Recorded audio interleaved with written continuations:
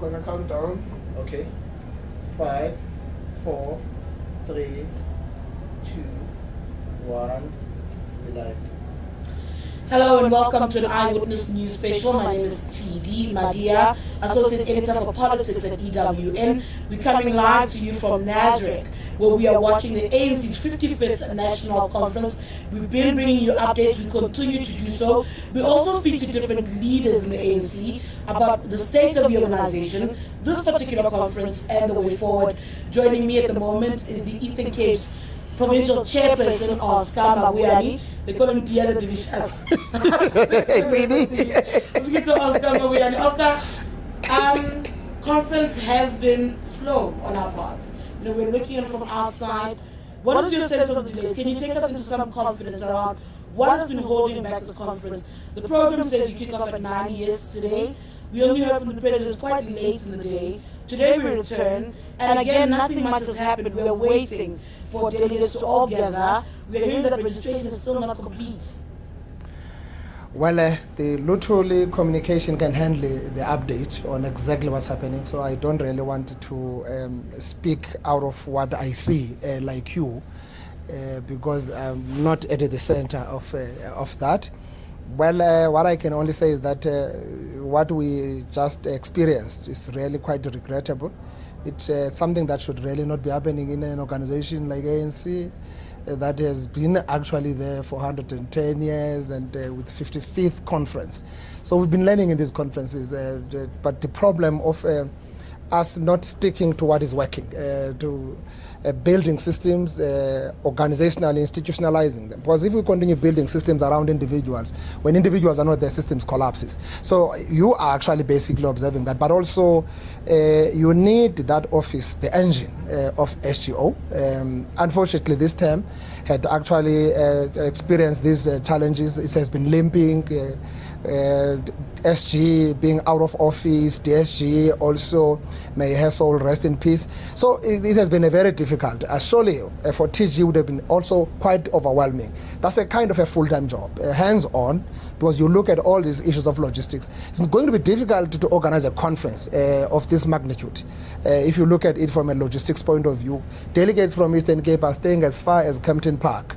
You can imagine traveling of those delegates to here with those buses every morning. It's not an easy thing. It's not that they are disciplined. They are here before 9 because we make it a point that Eastern Cape respects ANC. We respect ourselves. We've been sent here by branches, by people of Eastern Cape to represent them well, and we are actually sticking to that. So organizationally, yes, we had a very sluggish commencement of the conference, but I think we will really gain momentum as we move. Really unfortunate that would probably be going through what we went through yesterday, but I think with time, and of course when we go through credentials, you've got to have delegates in their own commission rooms, and work is going to continue. This is what we are here for. We are more here for the content part, but also elect leadership that must drive the program of action that will be basically emanating from the commissions as part of the content of the conference. So we are really quite optimistic that things will come right, and I think we've tried to find ways of ameliorating the situation, tensions that would have been there, all what the drama that we saw also yesterday. I think as leadership we've spoken to our delegates, tried to calm them down so that people focus on real issues and stop putting eyes on actually the side issues that are unnecessary to the ANC. If I move forward though, is your entire delegation in Eastern Cape, everybody's registered, and now at plenary everyone is sorted. There are no delays with any regions. I hope so, but after we adjourned here yesterday, I went to the registration center because a couple of them were not registered, PECs that were supposed to be registered as voting, and a couple of delegates from branches. We had about 55. But the indication I got was that finally, through the midnight, those delegates have been processed. But I will get that update from the Deputy Secretary of the province as I get into the conference, as well as the Provincial Secretary, exactly the situation. Because I went there to check and make sure that we assist where we can assist our delegates. Yes, it reminded me the experience of Eastern Cape in 2006, when the same national office was running our provincial conferences. We had to change that, brought about paradigm shift that provinces must be capacitated to run their conferences, build systems. And we've built system in the Eastern Cape. That's why we've been actually improving conference by conference, except the issues of credentials when people started throwing other things on credentials. But we should not be where we are. And so what I'm saying, in this day and age of the fourth industrial revolution, we should be able to do things much better. We've been having the systems that they've been giving us an opportunity to do pre-registration and all other things. So surely it's a part of experience, but we should not be allowing things like this. Discipline. All people, leaders and everyone who's actually given a responsibility to do work must be disciplined. So clearly, if we're able to work, yes, of course, there are challenges of systems, network, load shedding, and all other issues that would have kicked in, but we should have anticipated. We know we are in the experience of load shedding, how you build that up so that you don't get stuck when almost 4,000 people are here and they all want to go through the same system. So it's a very regrettable situation. Sure. You spoke about how you've spoken to delegations about what we saw at plenary yesterday when the ANC president tried to deliver the political report. What is your sense of what happened yesterday? I found it surprising that former President Jacob Zuma was sitting in the crowd. I expected ex-officials to be where the ANC was, where the other ex-officials were. What is your sense of what was happening there? It's one of those things that I would probably characterize as the lowest points in our organization. When things, it's a reflection of the existential crisis, the sort of degeneration that needed to be looked at as part of us as we are reviewing the work that has been done by the leadership. What I know is that former president is a branch delegate. So all branch delegates sit with branch, probably preferred. You would still be sitting there as an ex-officio because the NEC itself, those are voting delegates in this conference. So it probably, to me, would not really matter that much. But because he's a president, a former president, a sort of leadership that is expected from him, even if he's a branch delegate, would be much more better at that apex level. It was very unfortunate what happened, and it's really uncalled for.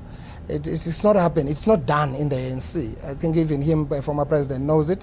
He has been in that helm of the apex leadership response for almost 20 years, or many years being in the NEC, but in the presidency. He has been a deputy president for almost 10 years, has been a president for almost 10 years. It's not happening. When president starts speaking, that's how we are cultured, that's how we are schooled in the ANC. You give respect to that. So it cannot be done like that at that level by someone like him. It was very unfortunate. I hope with time the leadership will realize the danger and the damage they are actually causing to the ANC with some of these issues that we are doing, sometimes unconscious, so to speak. So there's a protocol. He knows it very well, how it is managed, how the protocol flows and all that. We'd already had the delays, so almost everyone was here. Former president was seated there like any other people and all that, because there's only one president of the ANC. So you've got to respect that, no matter how hard you feel about that. But well, I think it's part of our experience, it's part of our learning curves on how do we then prevail in an environment that is characterized by such characters. Should there be more decisive, more bolder, more firm action from the ANC's leadership in dealing with the former president? Often the message we get as outsiders, yes, you kind of try to speak to him, you send people to Kanda, but often it feels like the message is going nowhere when such actions are happening, and the messages, excuse my voice, he has been sending to delegates saying when he speaks, say order, don't allow Ramaphosa to speak. When that's the message that a former leader of the ANC carries, and in the room delegates say order, following on his line of march, is it not time to maybe consider harsher action, sanctions, even against the former leader? Because clearly talking is not yielding anything. I wouldn't comment about that because I've not heard such instructions from him. I saw him seated there, quiet, calm, to be there. But even not according to delegates to order as a leader amongst them. But for me is that ANC members must behave like ANC members, no matter which level are you in.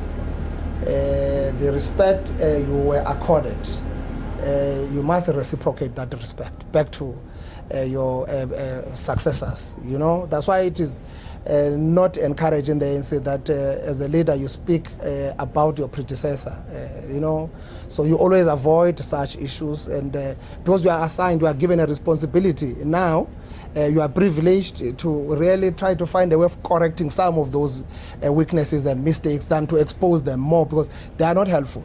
So members of the ANC have got duties and rights. They are all enshrined in the constitution of the ANC. So any member has got a responsibility. Part of the duties is to protect ANC and its image.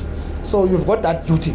So the rights you are enjoying as a member are not just rights in abstract. So our rights that are anchored also on duties. Because those duties are meant to really make sure that we protect the aims and objectives of the ANC as we actually continue with pursuit of the national democratic revolution. So really it's a very, very unfortunate situation, but I hope the former president himself will get to a point where he will realize he's so loved by the ANC everywhere in our country, because he is one of those people who are really an embodiment of what you would call an ANC cater through and through. So you really don't expect, these things are very shocking when they happen like that. So we would really still want to plead and really make sure, because you don't want that kind of a presidency that will be doing that even when they are out of office, because they've got a platform where they can call as a council of elders, where they can try to correct and whip all of us into the light. So I still hope that, of course, the leadership of KZN has prevailed, has showed up leadership on the situation we saw. So I hope that we'll continue with normality in the conference now. You are from a province that's backing Ramaphosa for a second term of office. Are you satisfied with what came out of the political report? Are you satisfied with how he served as a leader and his own reflections on his term of office? Yes, of course. We are given opportunity to lead the ANC through different dispensations and different epochs. So he led ANC during very difficult time. Besides the ANC intra-dynamics, but also when you come into the position trying to recover from the recession, from the global economic recession, and when you try to come up with policies to really mitigate that, the COVID comes in, it exacerbates the situation. Further than that, whilst you are on the other side, you are battling with the cohesion in the ANC. Because ANC is only effective when it is united and when it demonstrates that. But the unity of the ANC is also not just something that happens because of prayer. It is enforced. So that's why we will forever be talking about unity of the ANC, because ANC is a democratic organization. It will forever be having leadership contestations. Those who are elected, they don't have luxury of leading factions in the ANC. They must come on board, lead ANC, and lead ANC effectively. In that, you then apply laws, you apply a constitution regardless of who you are. So if you do that... Oscar, yet the president that you speak of actually is criticized for leading with a factional lens, with the laws of the party, the regulations. I think of step aside to speak. The criticism is it's not applied fairly, that it's got eyes. Is that not it? So when you speak about application of rules and laws and the constitution as a leader, he is said to be found wanting. That is not true. That is not correct. In the ANC, we're leading through collective. No single member, even the president, takes decision on his own. Decision of the West, his kind of an approach, leadership approach, sometimes it can be frustrating, to be frank, because he's so too consultative, he's so allowing, sometimes allow even things that should not be allowed in the ANC, where it should just be president saying, this is not done, it has never happened in the ANC. That's what the ANC expects from here. So the report he presented was a very solid, comprehensive presentation, which talks about the ANC as a political party that is governing South Africa, but also ANC as a movement that is leading the entire liberation movement. Remember, we are still in that process of transforming of our country.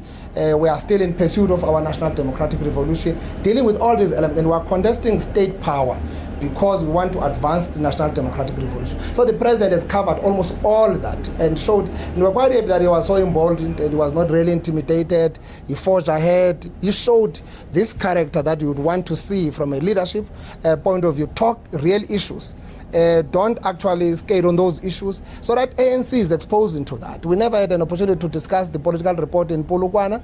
2017, there was a diagnostic report which was also indicating that, but all presidents, including President Zuma, would have been speaking about challenges as President Mandela did in 1997. So what are we going to experience as we move along? President General Tambo spoke about this issue long, those prophetic statements that to say what you are going to come across and confront as the ANC as you move this, and how do you mitigate that? How do you plan so that you don't get yourself into that? So you need a leadership of the ANC with that sort of a vision to say, we know these things. These things have been spoken about. It's not just about us quoting them. How do we make sure that we practicalize them and make sure that ANC members are disciplined? Any revolution needs a high moral discipline from its aspirant revolutionaries. So if we are not disciplined, there is no revolution that is going to be actually pursued here. There is no transformation of this country. So we want a country that is united beyond parameters of race, gender, to ensure the democratic dispensation for the prosperity of this country. So that chronology is put there deliberately, because without unity, you won't address the national question. Without a national question, you won't have the democratic dispensation that we are experiencing in South Africa almost each and every 2.5 years. And surely the prosperity of our country relies heavily on all these elements that I've spoken about. But unity at what cost when you have renewal as an agenda that you must deal with too? Unit of purpose. Unit is not unit at all costs, unit of purpose. We have joined ANC. ANC has not joined us. So before you think about anything else, you must know that you have voluntarily joined ANC and you are expected to behave as such. ANC is a well-regulated organization. Its constitution is clear, what is expected from you, what is the overall vision of the ANC as actually reflected in the aims and objectives of the ANC. So you've got to have ANC members behaving like that. The function of leadership is to rein in. Is to call people to exercise restraint, is to prevail, is to draw the line, is to make sure that there's a party line. Sure. What is also happening, as I've been saying over the past few days, is that there's a lot of horse trading, there's a lot of movements back and forth around the leadership race in and of itself. Oscar is joining us now, being one of the 3 names that have made it onto the ballot so far for the position of Deputy President. You've got Paul Mashatile, Oscar Mabuyane, and Ronald Lamola. There are lots of shifting sands as we speak.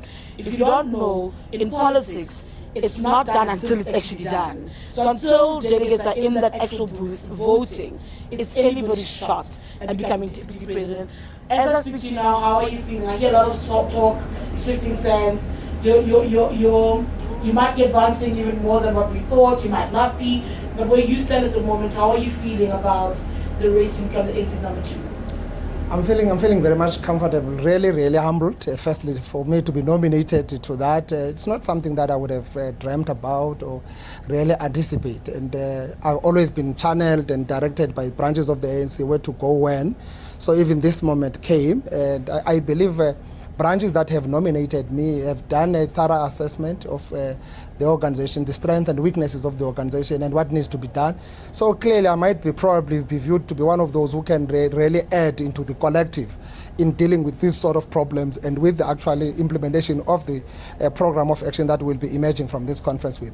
So from where I'm seated, I'm fine, I'm just comfortable. So I don't have any palpitations and I'm not panicking. I've got nothing to lose. I'm the chairperson of the province, just recently elected. I'm the premier, and actually the responsibility I have there to change Eastern Cape, drive development in Eastern Cape is actually much more massive than just to come as a deputy. But if branches feel like this time has come for this sort of an elevation to look at issues from an aerial point of view, let me go and explore that. So, but branches believe, because ANC is not a federal organization, it's a unitary. You can do the best you can do in the province, but if somewhere here above things are not coming all right, you might as well be treated differently. You might be experiencing these weaknesses and challenges simply because the center cannot hold. So you also look at the combination of characters, but also try to look at how the ANC must fuse in this generational mix dynamics that we are also going through. So from where I'm seated, I'm okay, I'm fine, and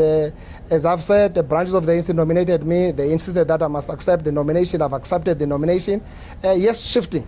We have said that the lobbying must be treated within flexible bands. You can't dig your heels and say, this is what I want, nothing else. It's not about you. So you'd be okay being Treasurer General, being put up for Treasurer General. That's what you're saying. Don't really believe that I would probably have such a prowess, a skill of being a Treasurer General in the light of what's going on. I don't really believe so.